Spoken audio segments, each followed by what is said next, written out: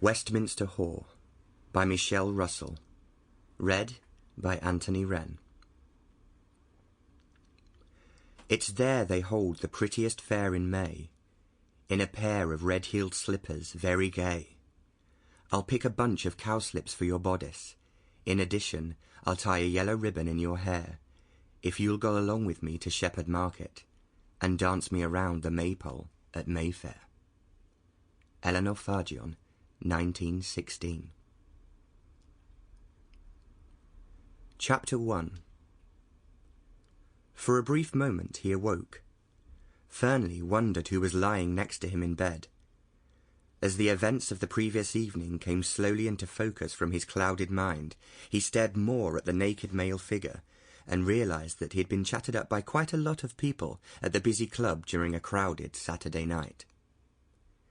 He could remember getting into a cab in Connaught Street, but who had hailed the vehicle, and what had happened until they got to bed, was still swirling round in another part of his brain. The figure stirred, and he noticed a flickering of the eyes. It turned and stared at him. "Who are you?" a deep voice asked. "Better still, who are you?" Fernley replied. "Seymour Hicks from Texas, USA," a smiling face said, with a drawl that made Fernley wonder whether he was going to rope him like a steer. "Fernley Valentine, first Hampshire and now London." "Did you pick me up at a bar somewhere?" Seymour asked, sitting up straight and smiling even more. "No, you picked me up at one, which, in actual fact, was a club in Mayfair. Do you not remember?" He shook his head. "Did you undress me and put me into bed?" he asked, scratching his crew cut. "I was about to ask you the same thing," Fernley replied.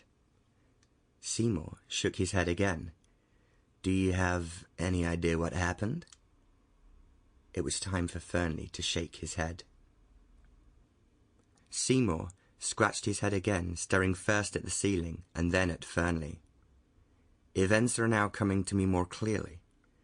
A friend who had been there told me about that club back in the States. However, I thought he said that it was expensive, both the club and the clientele." "Yes," Fernley answered. "If you're not a member, you can join temporarily for an evening, weekend, or longer if you're visiting the UK whilst working or on holiday. You must have paid either by traveller's cheque or card. The owner of the club would have made sure that you had sufficient funds to join, and needless to say, the alcohol you must have consumed was also covered." "So, where do you come into this setup?" Seymour asked, pushing the sheet right back to reveal almost his entire physique. Fernley surveyed the lean, tanned, muscular frame, including a fair-sized penis. "Well, I was one of those who sat on a stool at the bar, along with 5 others. A sort of good-time working boy, if you get the picture." "Jesus, you mean I paid for sex?" "I've never done anything like that in my life, especially with my looks and package." Fernley gulped and thought of Modesty Forbids, and turned away and smiled. "Who did what with whom, I might ask?" Seymour said, scratching his head again. Fernley shrugged his shoulders. "I don't remember much anyway, so perhaps nothing happened, and it might be best if we forget about the whole thing. Would you like to have a shower, and I'll make a pot of coffee?" Fernley asked, and slowly got out of bed. "Wow, what a great ass! What's your signature tune? Nobody does it better." Fernley raised his eyebrows. "What else is new? How about a quick fuck before breakfast?" the stranger asked. "In your dreams, big boy, I never mix pleasure with business," Fernley remarked, sternly and quickly throwing on a knee-length silk dressing robe. "Don't you mean business with pleasure?" came the curt reply. "I know exactly what I mean.